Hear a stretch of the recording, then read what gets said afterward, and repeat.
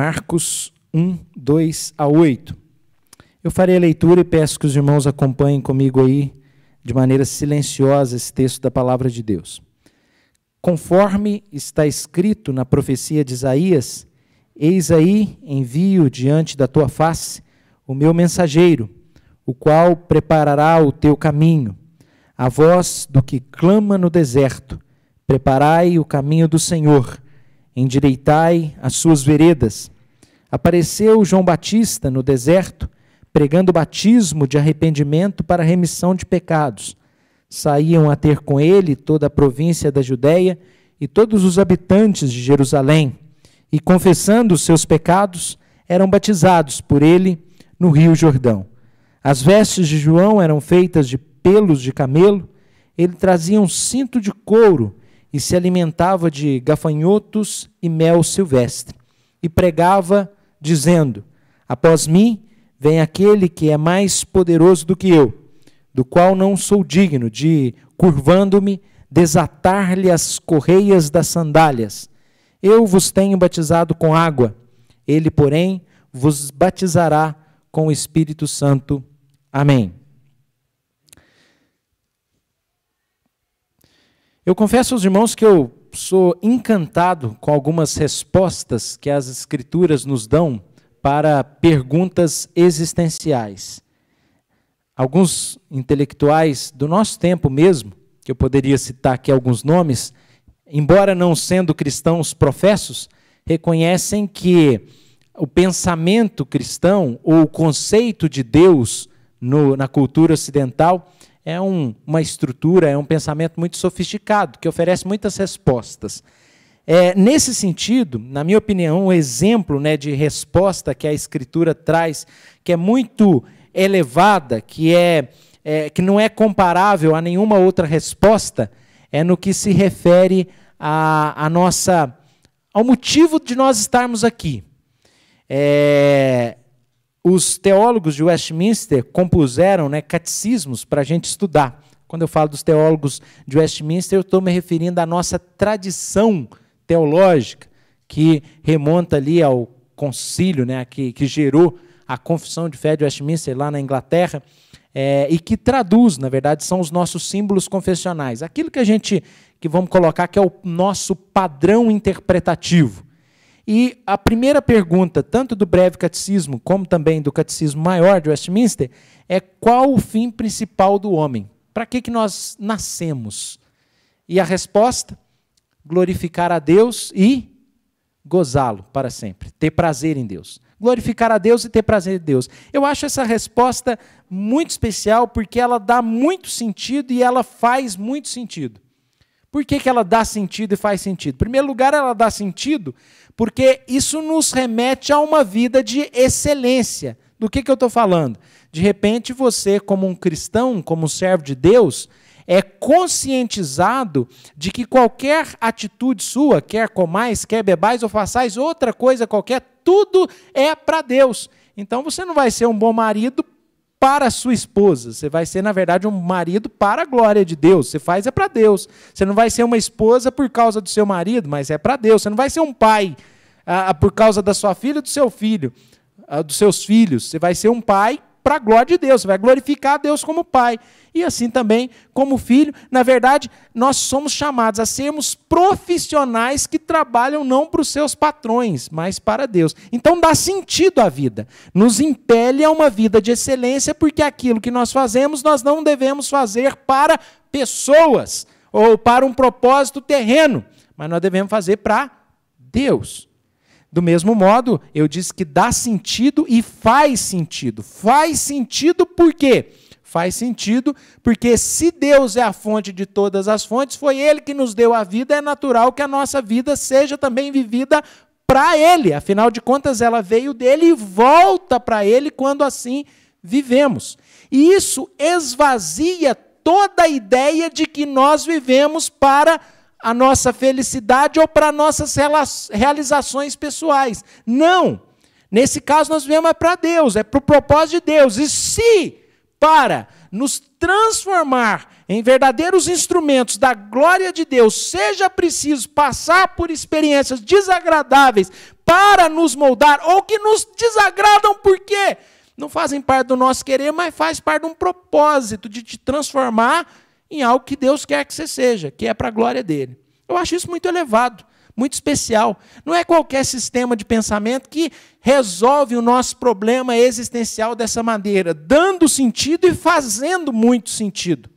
Mas aí, nessa altura, você já vai me perguntar, ou você deveria me perguntar, e se essa pergunta não está aí no seu coração, na sua mente, é desconfortável para mim, porque eu desejo que ela esteja. Qual pergunta?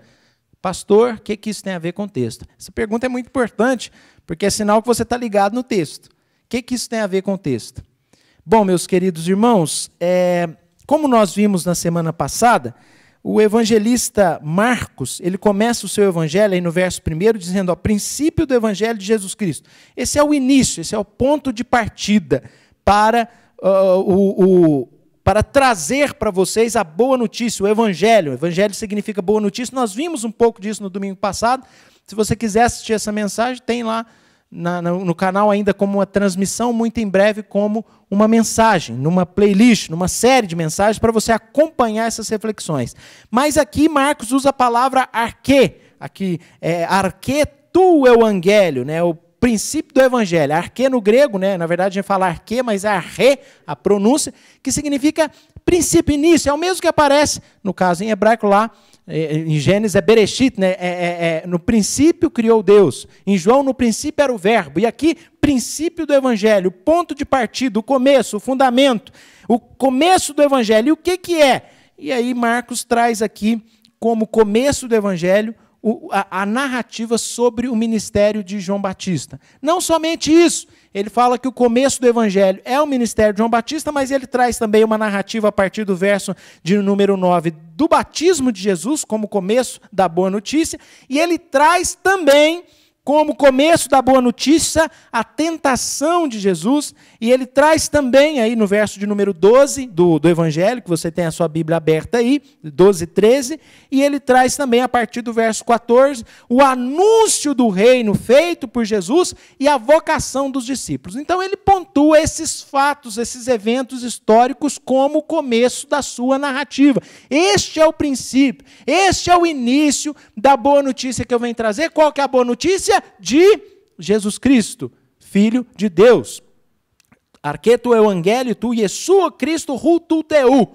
Em grego, né? Princípio do evangelho de Jesus Cristo, Filho de Deus. Então começou assim, ministério de João Batista, batismo de Jesus, tentação de Jesus e o início da pregação de Jesus com a vocação dos discípulos. Só que hoje o nosso foco, para você que está me ouvindo, é o texto aí que vai do verso 2 até o verso 8, se refere ao ministério de João Batista. Do ponto de vista cronológico, é realmente o ideal. Se você pensa que o ministério de Jesus é precedido, ou na verdade tem um precursor, que é João Batista. Então, uma vez que Marcos propõe uma narrativa descritiva sobre o ministério de Jesus, ele precisa incluir aquele que precedeu o Senhor Jesus.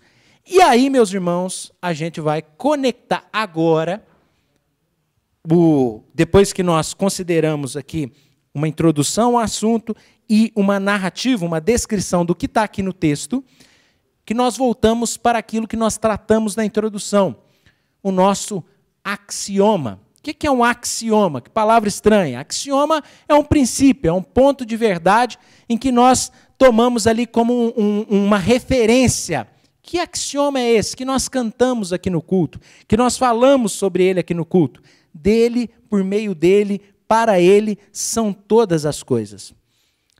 Quando eu olho para as palavras de Jesus em relação a João Batista, como é que Jesus descreve João Batista? O maior dos nascidos de mulher. Está lá em Mateus 11, 8. E se João é o maior dos nascidos de mulher, essa figura tão ilustre da história sagrada, é evidente que a sua vida retrate aquilo que deve ser o princípio que norteia a vida daqueles que são servos de Deus. E nesse sentido, nós encontramos o próprio João Batista com uma frase muito especial, que é narrada por nós, que é contada a nós pelo evangelista João, no seu evangelho. Lá em João 3,30, há uma frase que João Batista fala, que é que ele cresça e que eu diminua. Nós cantamos, né? O Donizete abriu o culto cantando um pouco sobre isso, sobre as frases de João Batista. E aqui nós temos então, meus queridos irmãos, nessa série que nós abrimos do Evangelho de Marcos, a segunda biografia. Porque a primeira foi no domingo passado que nós estendemos aí uma abordagem sobre a vida de um outro João, que é o João autor desse evangelho, que é João Marcos. Agora nós partimos para analisar a biografia desse João, que é o João Batista. E olhando para a biografia dele, eu consigo olhar nesse texto e perceber pelo menos esses... Ou eu proponho, né, que nós analisemos essa narrativa orientados por este axioma que eu coloquei. Dele, por meio dele, para ele são todas as coisas. Queridos, para uma interpretação mais direta do texto, nós temos aqui duas partes, que seria João Batista e o seu ministério, e o significado do seu ministério, que está aí no versos 2 a 6, e o testemunho dele sobre Jesus Cristo, que está aí nos versos 7 a 8. E, de fato, no contexto da nossa salvação, é isso. Nós temos o precursor que anuncia a vinda do Senhor.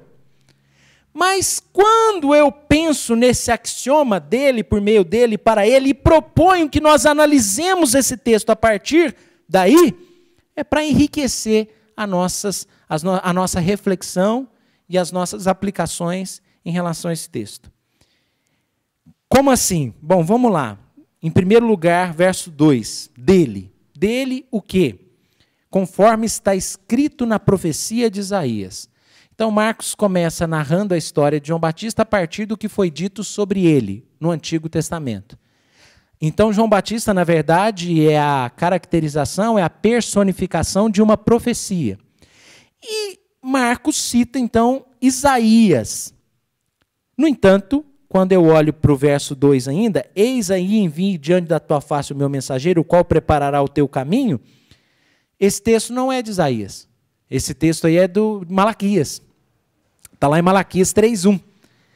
No verso 2 diz, voz do que clama no deserto, preparai o caminho do Senhor, endireitai as suas veredas. Agora sim, agora eu tenho uma profecia que está lá em Isaías capítulo 40, verso 3. Mas por que então que Marcos fala sobre o que está escrito em Isaías, mas na verdade cita Malaquias? Aqui é um erro, não é verdade? Na verdade não. Na tradição, no contexto de Marcos, onde não havia esse critério de referências, se referia muitas vezes aos textos proféticos como os profetas.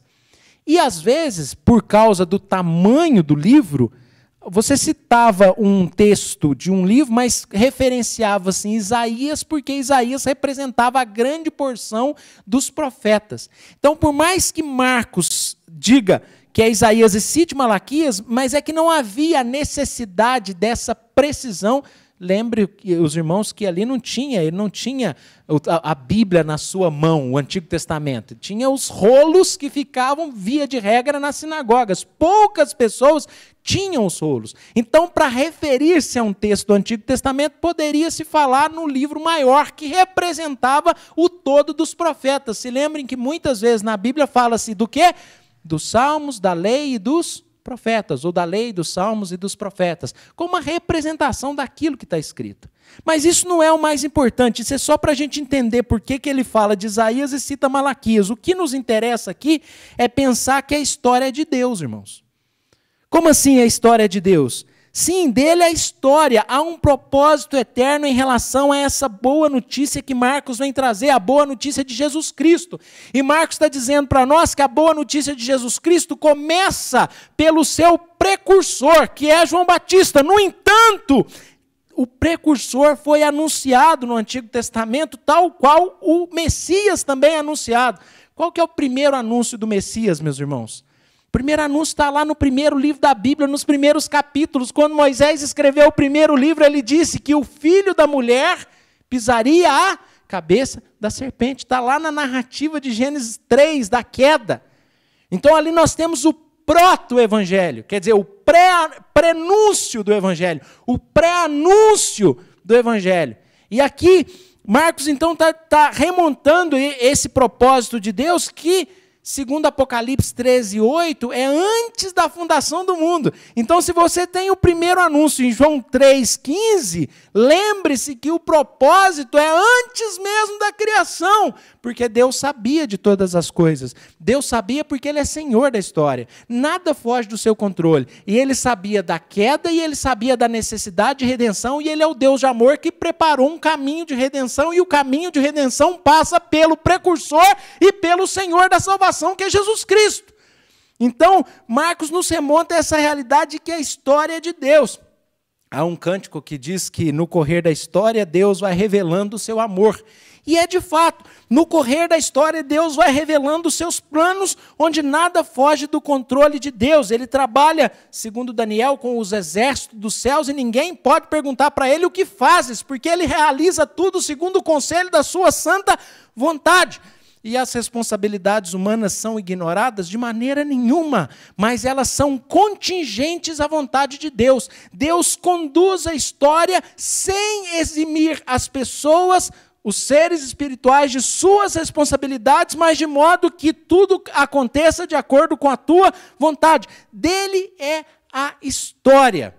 E aqui Marcos vem nos mostrando isso. Mas, do mesmo modo que de Deus é a história, nós vemos aqui que dele também é o mensageiro. O verso ainda de 2 diz que envio diante da tua face o meu mensageiro. Era comum no Oriente Próximo que mensageiros precedessem a visita de reis. Então, se tinha um rei visitante em algum lugar, vinha um mensageiro anunciando a chegada do rei, a fim de remover obstáculos que pudessem ter, algum evento, alguma coisa na cidade, algum empecilho, uma pedra no caminho. Quando eu falo pedra, seja literal ou no sentido figurado, algo que impedisse que o rei chegasse com todas as suas honras. Então era comum que viesse o batedor, que é aquele que vai à frente, garantindo que o caminho esteja livre para que o rei chegue. E eis que João Batista é essa voz que Isaías anunciou lá no capítulo 40, verso 3. Voz do que clama no deserto, endireitai no ermo vereda ao nosso Deus. Voz que clama no deserto, endireitai no ermo, mesmo no deserto, um caminho, uma vereda para que Deus chegue. E Deus está chegando. E o nome de Deus é Jesus, o seu Filho encarnado, o verbo que se fez carne, o Deus Filho, o Deus unigênito. Quem diz isso é o próprio João Batista. Nós vamos falar sobre isso daqui a pouco. Então, João Batista vem pregando arrependimento.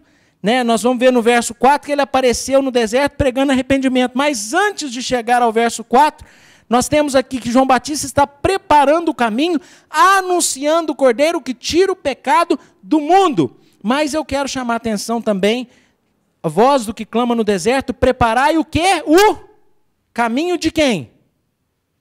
Do Senhor. Então eu estou partindo do axioma de que dele são todas as coisas. Primeiro, dele. Então dele é a história de salvação, de um plano sobre as nossas vidas. Dele é o mensageiro que chega anunciando a vinda do Senhor e Salvador. Dele é o caminho. O caminho para a comunhão com Deus não somos nós que abrimos. É Ele mesmo que abre. Dele é o querer e o realizar. Nós apenas trilhamos o caminho que foi para nós aberto por Jesus Cristo através da sua cruz, através do seu sacrifício. Ele se apresenta numa superposição, que ele é o novo e vivo caminho. Na verdade, ele abriu o caminho, o novo e vivo caminho, mas ele é o próprio caminho, a verdade e a vida. Ele é o caminho e ele abre o caminho. Então nós temos que o caminho é do Senhor, e aqui nós temos o profeta preparando o caminho do Senhor, e aí é hora da gente parar um pouquinho para pensar no que a gente está falando. No que a gente está falando, pastor? A gente está falando, em primeiro lugar, que dele são todas as coisas. Dele é a história, dele é o mensageiro, e dele é o caminho. Dele é a história. Nessa semana, como sempre, nós tivemos a reunião de oração dos oficiais da igreja. Nós nos reunimos na quarta-feira para orar pela igreja, presbíteros e diáconos. E o presbítero Geraldo Silva, que está conosco aqui, e que não me deixa mentir sozinho, trouxe uma palavra, brincadeira, viu? Não mentir sozinho. Nós estávamos reunidos ali e o G trouxe uma palavra muito especial, mostrando para nós, ali em Eclesiastes, uma verdade maravilhosa, que todos nós já lemos.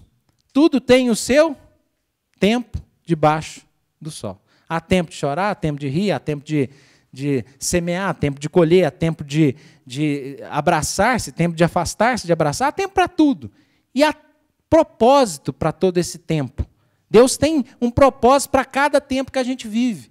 Então, quando a gente fala aqui que dele é a história, e nessa história ele preparou um profeta para anunciar Jesus, na verdade é um propósito de salvação, o que o texto, de modo geral, está nos dizendo é isso, mas quando nós consideramos a partir desse axioma, dessa verdade bíblica que nós conhecemos, que de Deus são todas as coisas, isso nos faz pensar na nossa vida de que a gente pode ser pego de surpresa muitas vezes por coisas que nós não planejamos, que nós não planejávamos, mas que para Deus nada o surpreende. Ele é tanto presciente, conhece tudo, como também é soberano, conduz tudo. Nada do que acontece está fora dos planos de Deus, por mais que nós sejamos pegos de surpresa.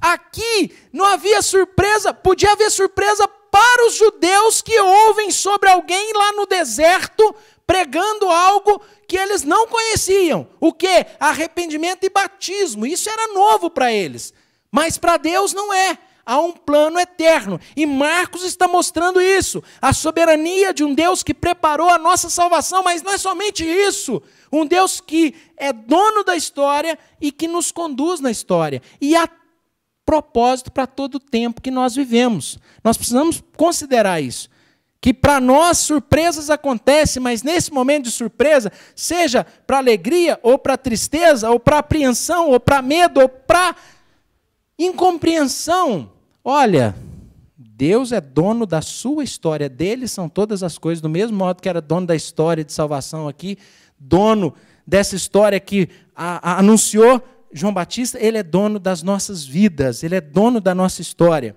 E, além de dono da história, o mensageiro também é dele, isso é especial, né? João Batista é o mensageiro dele.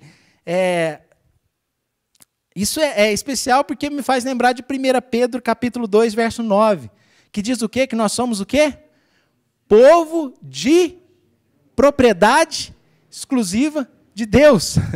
Dele é a história, dele é o mensageiro e dele também as nossas vidas. Você acha que é dono da própria vida? Por isso eu repito, algumas respostas que a Bíblia dá são maravilhosas. Eu não sou dono da minha vida e quanto mais eu me iludo nisso e quero viver para mim mesmo, de acordo com a minha vontade, que as coisas aconteçam do meu jeito, mais eu sou lembrado de que Ele é que é o dono da minha vida e eu preciso me colocar no meu lugar e pensar no propósito que Ele tem para a minha vida e como chegar lá, que é viver para Ele, que a gente vai continuar caminhando aqui na nossa reflexão. Então, isso é muito especial, quando a gente pensa que dele é a história das nossas vidas, a história da salvação, como aqui revelado, dele é o mensageiro, dele é o Salvador, dele é a salvação, ao Senhor pertence a salvação, está lá em Jonas 2,9, dele é tudo. Mas dele também é o caminho que é aberto é do Senhor. Veja o verso 3, preparai o caminho do Senhor, não é o nosso caminho. Nós queremos trilhar o nosso caminho, mas Deus tem um caminho para nós, e o caminho para as nossas vidas. Dele é o caminho, e nós precisamos andar no caminho do Senhor, não no nosso próprio caminho. Mas além do dele, eu quero chamar a atenção agora por meio dele. Nós lemos neste culto, lá em Lucas, capítulo de número 1, como é que se deu o surgimento desse profeta. E aí eu passo com vocês a acompanhar o verso 4. Apareceu João Batista no deserto. Mas como é que apareceu? Caploft, né? Pá, plim, plim, apareceu lá no deserto. Não, há uma história aí. Há um Zacarias, uma Isabel que queriam ter um filho, que já eram velhos, mas Deus proveu um milagre que aconteceu, está lá em Lucas, a partir do verso 5 do capítulo 1, que um anjo aparece a Zacarias, anuncia que Isabel vai ficar grávida, que Isabel se acha grávida, e até depois, lá no verso 39, Maria vai visitar Isabel. Esse sermão nós trabalhamos ali, esse texto nós trabalhamos no Dia das Mães, que Maria visita Isabel, Isabel está grávida, Maria também já está na sua concepção, e aí o que acontece? O feto, né? A criança que está na barriga de Isabel já estremece, e Isabel é tomada pelo Espírito Santo, naquela comunhão entre duas mães especiais, que coisa maravilhosa. Então veja, por meio dele é a história, dele é o mensageiro, dele é o caminho e os caminhos, mas por meio dele que vem todas as coisas, inclusive João Batista é fruto da providência de Deus. Mas João Batista não só é fruto da providência de Deus, como também João Batista vive na providência de Deus, é o que nós vamos ver nos versos seguintes. No entanto, eu chamo a atenção para o que João Batista está pregando. Pregando o batismo de arrependimento para a remissão de pecados. É evidente que essa mensagem vem também de Deus, vem por meio de Deus. O Espírito Santo que impele João Batista para preparar as pessoas, porque o reino de Deus está chegando, e a ênfase, a clareza da mensagem de Deus para as pessoas é essa: arrependam-se, coloquem os seus corações em sintonia com a vontade de Deus. Coloquem os seus corações em sintonia com a vontade de Deus. Arrependimento é isso. Porque o que é arrependimento? É quando nós paramos, pensamos, nos colocamos, refletimos, ponderamos e buscamos a vontade de Deus. Isso é, você está colocando a sua vontade em sintonia com a vontade de Deus. Você parou, você para perguntar o que Deus quer com isso, com aquilo. Porque nós somos muito voltados para a nossa própria vontade, o que nós queremos ou como nós queremos. Mas precisamos nos perguntar o que Deus quer. O que Deus está me dizendo. Aonde Deus quer me levar. E arrependimento é isso, é quando nós avaliamos o nosso caminho, a nossa maneira de viver, e nos colocamos em sintonia. Mas aqui eu volto para o contexto do texto, que é João Batista anunciando aos judeus que se arrependam com um propósito. Qual o propósito? Remissão de pecados. Veja, o batismo de João não é para remissão de pecados, mas ele prega o batismo de arrependimento para a remissão de pecados. A remissão de pecados vai vir no batismo? Não. Ele prega o batismo de arrependimento porque através deste arrependimento, desse batismo, haverá remissão de pecados em quem? Naquilo que ele vem anunciar depois, naquele que é poderoso para fazer isso. Mas nós não chegamos lá. Então, queridos, aqui João Batista está colocando o coração de Israel, ou está trazendo a mensagem para que Israel se arrependa, preparando o caminho para que o Messias, para que o Salvador chegue e encontre as pessoas prontas para o reino. E é interessante que por meio de Deus vem João Batista, né, milagre que se operou na vida de Zacarias e Isabel, por meio de Deus vem essa mensagem de João Batista, que é a mensagem de arrependimento, para que os homens coloquem os seus corações em sintonia com a vontade de Deus e não vivam de acordo com a sua vontade. E no verso 5, diz que saíam a ter com ele toda a província da Judéia, todos os habitantes de Jerusalém, e confessando os seus pecados, eram batizados por ele no Rio Jordão. E Deus traz também os ouvintes. Aqui tem até uma figura de linguagem, né, a sinédoque, ou sinedoque, que é o quê? É quando usa uma parte pelo todo. É evidente que não veio toda a província, todos os habitantes. Não, é evidente que não é todo mundo. Vocês acham que todo mundo veio? Não, mas uma figura de linguagem para mostrar que Deus está usando esse homem, esse ministério. Às vezes a gente tende a perder de vista, meus irmãos, aquele que serviu como precursor do nosso Senhor, que também é importante. Nós vemos somente o próprio Senhor. Esquecemos-nos da estrela matutina perante o resplendente sol, que é Jesus. Mas que esta mensagem de João Batista compõe aquilo que é a mensagem que vem por meio do Filho de Deus, representada na própria vida do escritor desse evangelho, que é uma mensagem de transformação que há em Cristo. Porque o próprio escritor desse evangelho foi transformado em um fujão, alguém covarde, em alguém que é útil para o ministério, como Paulo diz lá em 2 Timóteo. E como nós trabalhamos aí textos que mostram Marcos em fuga. João Batista, então, vem despertar a nação judaica da sua morbidez, da sua sonolência espiritual. Ele é uma lâmpada ali que ardia, que alumiava. Jesus diz que eles quiseram, lá em João 5,35, Jesus diz que eles quiseram por algum tempo alegrar-se com a luz de João Batista. Só que ele não era a luz. O evangelista João diz que ele veio para que testificasse da luz, a saber que a verdadeira luz que vindo ao mundo ilumina todo homem, que é Jesus Cristo. Mas João Batista vem anunciar essa luz que é Jesus para os homens. Aqui no verso 6 nós temos a ligação de João Batista com Elias, porque é dito para nós que ele vestia vestes feitas de pelo de camelo, verso 6, trazia um cinto de couro. Então veja, ele vive na providência de Deus, porque é Deus quem proveu o mensageiro através do milagre, é Deus, na vida de Zacarias e Isabel, é Deus que proveu a mensagem de arrependimento para a remissão de pecados, é Deus que proveu os ouvintes, porque essas pessoas vêm ouvir João Batista, mas é Deus que provê a subsistência de João Batista. Aqui se relaciona os trajes de João Batista, esses pelos, vestes feitas de camelo, vestes feitas de pelo de camelo, um cinto de couro, relacionando com os profetas do Antigo Testamento que usavam esse tipo de traje. E aí nós podemos ver uma relação também com Elias, afinal de contas, há uma ligação de João Batista com o profeta Elias, conforme prometido lá em Malaquias, capítulo 3, e o próprio Jesus, em Mateus 11, diz que ele veio no poder e no espírito de Elias.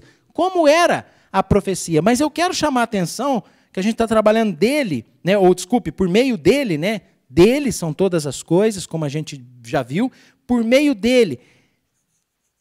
João Batista é uma providência de Deus, mas João Batista vive na providência de Deus porque ele vive ali com o que ele tem. E ele tem, na verdade, o que ele precisa. Tem uma letra de uma música, de Eliezer Colheira, dos Vencedores por Cristo, que diz assim, olha, se a sua roupa não tem grife, você está fora do papo, está fora do trato. Não precisa usar nem roupa, mas precisa usar a marca, etiquetas à mostra, para marcar sua presença como personalidade do poder atual. O império econômico mudando até sua cara, seu jeito, seu visual. O tênis é horrível, mas a marca é legal. A calça é rasgada, mas a grife, uau. O pano da camisa é uma droga, mas a etiqueta faz a gente ser aceito em qualquer local. Alguém aí me diga, de que marca era a roupa que Jesus ou que João Batista usou? Qual que era a marca? Ou qual a etiqueta dos lírios do campo que Deus veste com a beleza e glória bem maior que a glória da glória dos reis? Qual que é a marca da roupa dos lírios que excede muito? Isso aqui, ô Luiz Felipe, é realmente um estilo com propósito. Sabe por quê? Porque você tem aqui um estilo que é concernente às necessidades próprias de alguém que vive no deserto. E quando nós pensamos que João Batista vive como alguém que veio por meio de Deus, na providência até do seu nascimento, esse profeta que vem por meio de Deus, ele vive também por meio da providência de Deus, que não nos dá, muitas vezes, o que queremos, dá o que precisamos. João Batista não precisava ali de roupas finas. Quem usa roupas finas é quem habita em palácios. Ele é profeta do deserto. Ele é um profeta que vive no deserto e ele precisa de roupa grossa, para aguentar ali as intempéries e as realidades da condição erma do deserto, e um cinto básico de couro, e um alimento que vem de Deus, é gafanhoto, é mel silvestre.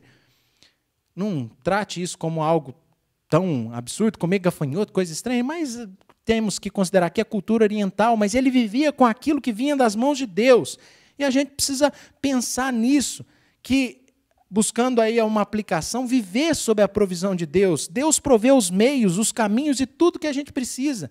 Então Deus proveu o profeta, Deus proveu o seu filho, Deus não nos dará com o seu filho tudo mais que nós precisamos, é o que o apóstolo Paulo pergunta. Ele não nos dará juntamente com Jesus tudo mais que nós precisamos? Então a gente precisa nessa manhã pensar que tudo é de Deus e que a nossa vida também é por meio de Deus e que aquilo que Ele dá é o que nós precisamos e Ele vai nos sustentar. Nós precisamos viver na dependência real de Deus. É Deus que é o dono e é por meio dele que a gente conduz a nossa vida, a nossa história, e de repente você descobre numa reflexão dessa, se o Espírito Santo te conduzir aí, que você precisa repensar verdades básicas da vida cristã. Um axioma tão simples, dele por meio dele. mas dele, por meio dele e para ele. É só, esclarecendo, eu falei do estilo com propósito, porque é o trabalho ali da Vivian, né? Estilo com propósito. João Batista realmente vivia aqui um estilo com propósito. E o estilo com propósito é aquilo que está dentro, né, daquilo que realmente você precisa. Você não vai inventar, você vai viver no básico do que realmente você precisa, com objetivo, né, sem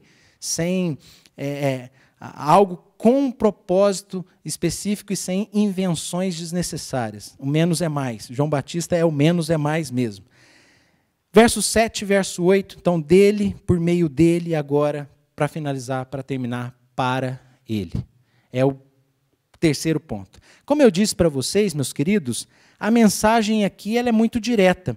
Deus proveu o mensageiro, a profecia se cumpriu e Marcos está dizendo isso para aqueles que estão lendo o seu evangelho. Marcos está mostrando, olha, a profecia se cumpriu, Deus mandou o seu filho, o reino está chegado, e esse reino envolve a transformação dos corações, colocar nossa vontade em sintonia com a vontade de Deus por meio do arrependimento. Essa é a mensagem direta. Eu estou aqui apenas enriquecendo em termos de aplicação, de reflexão, mostrando que tudo provém de Deus, tudo é de Deus, tudo provém de Deus e tudo é para Deus. Porque aqui na pregação de João Batista, versos 7 e 8, nós temos primeiro João Batista exaltando a pessoa de Cristo. Ele pregava dizendo, após mim vem aquele, a pessoa, que é mais poderoso do que eu, do qual não sou digno de, curvando-me, desatar-lhe as correias das sandálias. Veja, ele é mais poderoso do que eu. Ele é maior do que eu. Ele é digno de glória e de honra. É para ele que eu vim, ou é ele que eu vim anunciar. E João Batista diz, ele tem a primazia por quanto já existia antes de mim, o Deus unigênito. Está lá em João, capítulo 1 ainda, nas palavras de João Batista, o Deus unigênito, o Deus único gerado, eternamente gerado do Pai.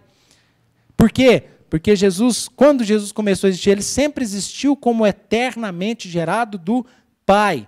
Ele tem a primazia, ele é o Deus unigênito, todos temos recebido de sua plenitude graça sobre graça. Está lá no Evangelho de João, capítulo 1. E João Batista diz, eis o Cordeiro de Deus que tira o pecado do mundo. Dele é o reino que vem. Vi e tenho testificado que ele é o Filho de Deus. Todas essas palavras são de João Batista que eu estou tirando dos Evangelhos.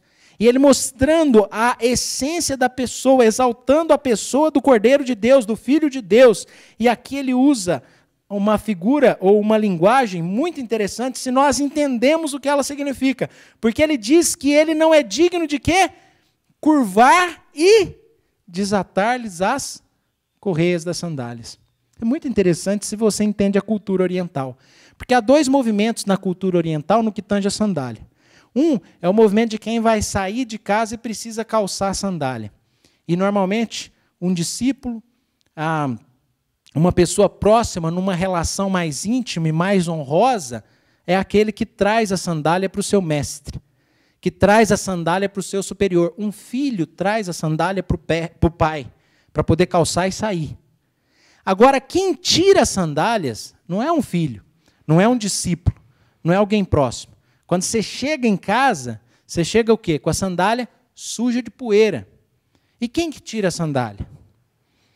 Não é o discípulo, não é o filho, não é a pessoa próxima. Esse traz a sandália.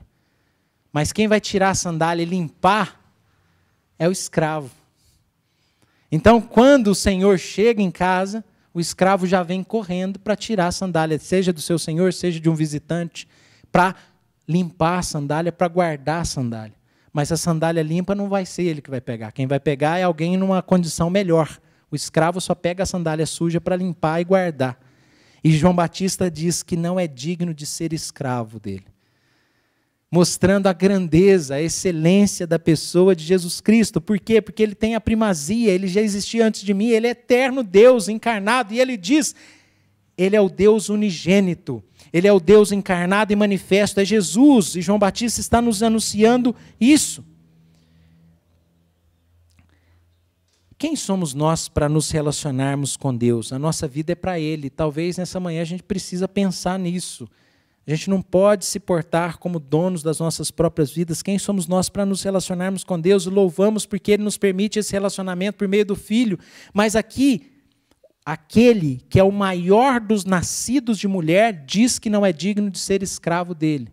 E nós? E nós? Quem somos nós? Quem somos nós na fila do pão? Quem somos nós na fila do feijão? O homem que come gafanhotos e mel silvestre, que vive na profunda comunhão com Deus do deserto, na providência de Deus, está dizendo que não é digno de se aproximar do Deus encarnado para tirar-lhe as sandálias dos pés, não é digno de uma atitude de escravo, porque não é digno de se aproximar dele. E nós, quem somos nós? Ele é o maior dos nascidos de mulher, e ele está exaltando a pessoa do Senhor. No verso de número 8, ele diz que tem batizado com água, só que ele, porém, vos batizará com o Espírito Santo.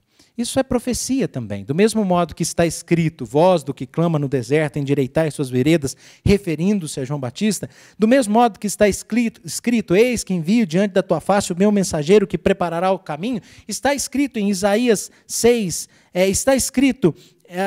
em Isaías 32:15, está escrito em Isaías 44:13, está escrito em Ezequiel 11:19, está escrito em Joel, principalmente em Joel 2, que a vinda do Messias implicaria e traria também, especialmente em Joel 2, traria o quê? O derramamento do Espírito Santo. Vossos filhos profetizarão, vossos velhos terão visões. Está lá no Antigo Testamento. A gente precisava de tempo para remontar todas essas profecias que estavam envolvidas no ministério do Messias, no ministério de Jesus Cristo. Então você tem João anunciando, eu batizo com água, só que sobre ele há um ofício. Então aqui, João já não está mais exaltando a pessoa do Senhor, que é mais poderoso do que eu, verso 7, do qual eu não sou digno, ele é digno. Remontando até Isaías, que teve a comunhão com Deus ali no capítulo 6, e diz, ai de mim, que sou o quê? Homem impuro, de lábios impuros, habito no meio de um povo de impuros lábios. João Batista tem a mesma convicção, não sou digno de desatar as sandálias dele, porque eu sou pecador, ele é mais poderoso do que eu. Exaltando a pessoa, mas agora exalta o ofício, sobre ele há um ofício, porque ele é o rei, e a profecia é que viria o reino de paz, o reino de vitória, o reino de prosperidade, caracterizado por nós, que fazemos parte desse reino, que se concretizou e está a caminho de uma consumação. Mas aqui nós temos o batismo com o Espírito Santo, como a condição plena de comunhão com Deus. Nós somos batizados com o Espírito Santo quando nós somos transformados pela nossa experiência real com esse, que João Batista anunciou que batizaria com o Espírito Santo. Então, quando nós entramos em comunhão com Deus, nós somos batizados pelo Espírito Santo, porque ele habita em nós, o Espírito Santo habita em nós que estamos inseridos no reino de Cristo. Somente vem mediante a obra de Cristo, o Consolador. Jesus disse lá em João 16:7, olha, é necessário que eu vá, mas eu vos enviarei o Consolador. O Espírito que procede do Pai e do Filho. O Pai enviaria, mas o Filho também enviaria. E lá em Romanos 9 é dito que ele é o Espírito de Cristo, o Espírito Santo. Então, dele é a história, dele é o mensageiro, dele é o caminho, como nós vemos aqui. Por meio dele vem o mensageiro, por meio dele vem os ouvintes, por meio dele vem a provisão. Para ele, ele é digno de todas as honras, de todo louvor, é ele a fonte de tudo. Eu sou mero profeta dele, porque foi ele mesmo que me deu vida, e a minha vida é para ele. E eu batizo com água, ele não, ele batiza com o Espírito Santo. Ele é a fonte de toda a nossa suficiência e esperança. João apareceu apontando a solução, não se apresentando como a solução. Eu vim para que testificasse da luz, a saber, a verdadeira luz que ilumina todos os homens, e é Jesus. João não se apresentou como a solução. Quem se apresenta como solução e diz, vinde a mim todos que estáis cansados, sobrecarregados, que eu vos aliviarei, é o Senhor, do qual João não é digno de desatar as sandálias, e para o qual nós devemos viver. Precisamos nos esvaziar e buscar o enchimento naquele que pode nos conceder o Espírito Santo. Nos esvaziar vivendo para Ele. Será que não temos comportado como se fôssemos dono das nossas próprias vidas? Nós somos pequenos demais. Ela não nos pertence. E ela não é vivida para o nosso agrado. Ela é vivida para Deus. As verdades presentes nesse texto nos impulsionam a pensar nos ajustes que envolvem aí o plano de Deus de restauração, de implantação do seu reino, que é arrependimento, batismo com o Espírito Santo. E esse ajuste precisa ser pensado também nesse paradigma aí, né, reavaliando nossas posturas nessa consciência dessas verdades axiomáticas dele, por meio dele. Tudo pertence ao Senhor, inclusive a nossa vida. Tudo vem por meio do Senhor. Nós precisamos confiar na providência dele. Tudo é para ele, viver para ele. Nossa indignidade diante dele é a esperança sobre quem ele é. Nos espelhemos, meus irmãos, nos espelhemos no ministério de João Batista com um arrependimento e reconsiderando esse axioma claro dado por Paulo, né? Dele, por meio dele, para ele. Aqui, como eu disse, é um texto que nos mostra que Deus agiu na história em nosso favor, mandando o precursor e o salvador. E o que envolve o reino de Deus com arrependimento, com batismo com o Espírito Santo, essa obra transformadora que vem com o reino de Deus, mas que analisada dessa forma nos remete a uma reflexão mais profunda sobre verdades bíblicas em geral, que podem falar, sem dúvida nenhuma, ao nosso coração.